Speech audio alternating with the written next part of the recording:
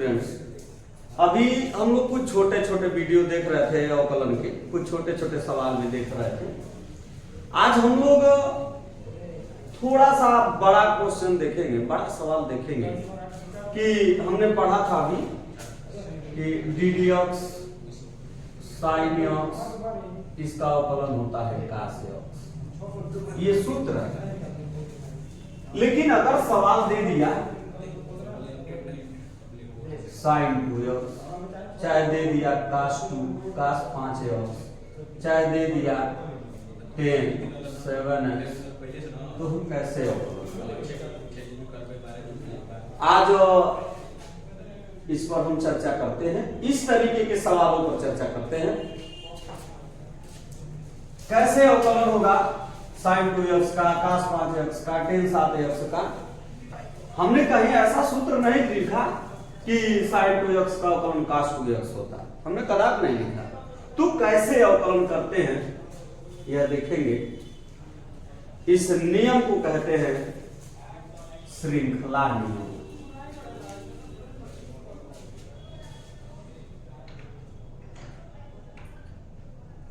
श्रृंखला नियम क्या है? श्रृंखला नियम देखते हैं। सबसे पहले इसको मानेंगे, माना y बराबर sin 2x। अब इसका अवकलन तब तक नहीं होगा जब तक इसके पद में ना इस तरीके से ना हो जाए, साधारण ना हो जाए, sin x के पद में ना हो जाए। तो इसके लिए ये जो 2x है इसको हम मान लेंगे। तो लिखेंगे पुनः माना 2x बराबर t, तब y बराबर हो जाएगा sin t। क्यों sin t हो गया?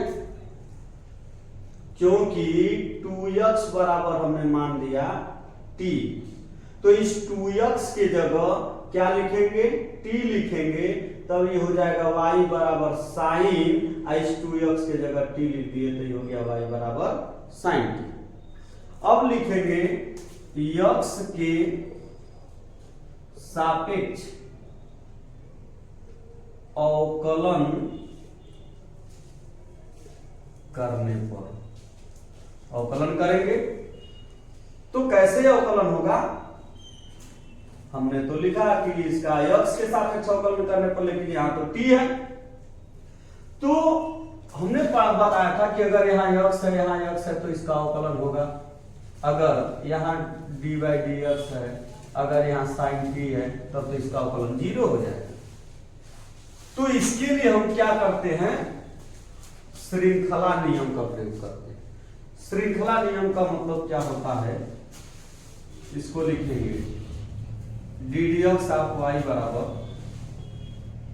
dy बाई dt गुणे dt बाई dx। क्यों?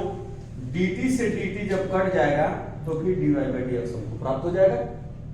अब यहां मान रख देंगे dy बाई dt, यहाँ y है तो y का मान रखेंगे। अच्छा, y के मान तो दो है हम लोगों के पास, एक यहाँ है y बराबर sin 2x, एक यहाँ है y बराबर sin t। तो कौन सा मान रखेंगे? यहाँ t है तो ये t वाला मान रखेंगे।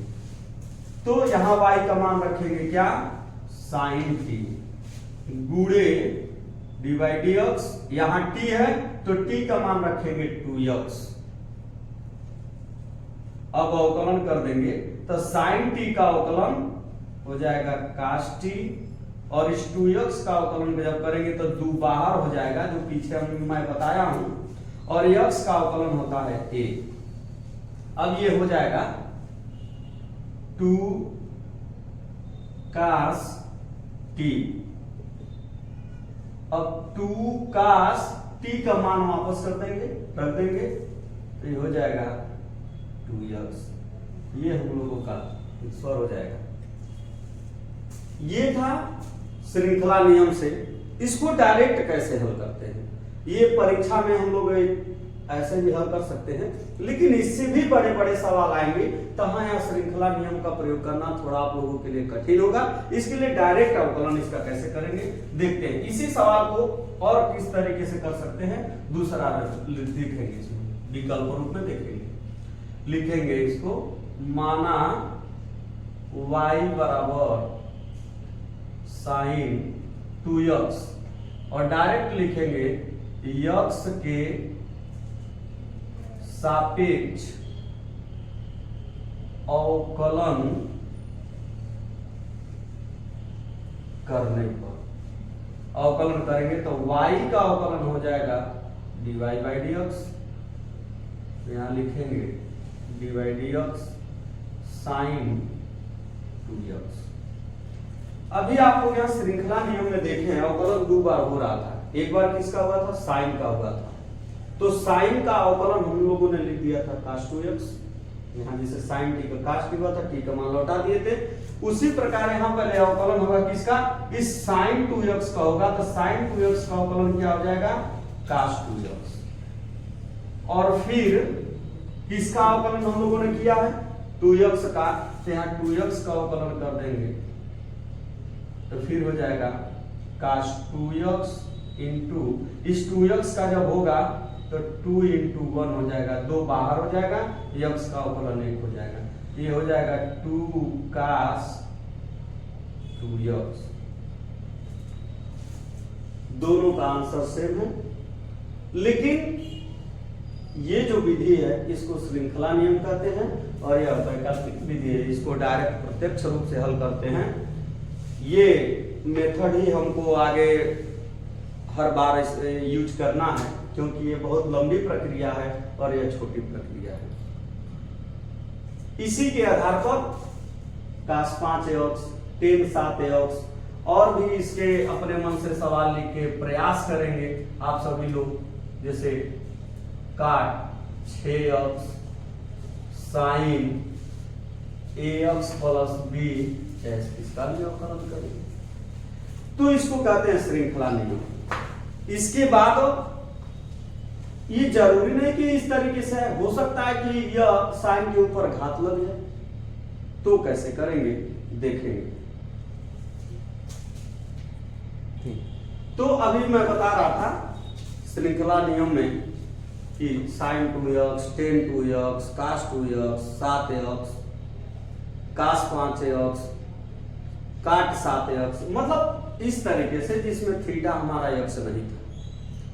अब अगर हम लिख दें साइन क्यूब x, अगर मैं ऐसे तब कैसे अवकलन करेंगे, इसको भी लिखेंगे माना y बराबर साइन क्यूब x। अगर इसको मैं लिख दूं या y बराबर साइन x पर 3, तो कोई परिवर्तन नहीं।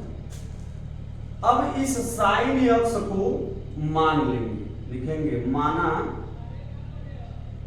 पुनः माना साइन x बराबर t,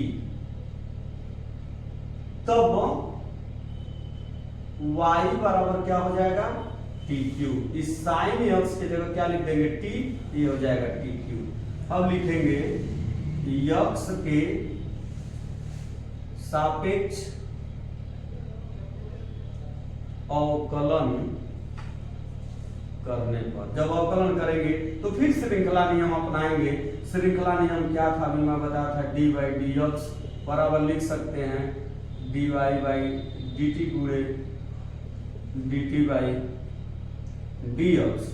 अब मान भर देंगे जैसे पिछले सवाल में हमने किया था, d by D t, y का मान लिख देंगे टी क्यू और d by D x, t का मान रख देंगे साइन एक्स। तो इस टी क्यू का अवकलन क्या हो जाएगा 3t स्क्वायर और साइन एक्स का अवकलन क्या हो जाएगा cos एक्स। यहां t का मान वापस रखेंगे तो हो जाएगा 3 और t की जगह क्या लिखेंगे साइन एक्स, तो ये हो जाएगा साइन एक्स का whole square. Into cos x। पुनः मान रखेंगे 3, इस स्क्वायर को इसको देंगे तो ये हो जाएगा sin square x into cos x। ये हम लोगों का आंसर है। इसी प्रकार cos के power 5x sec cube x 10 4x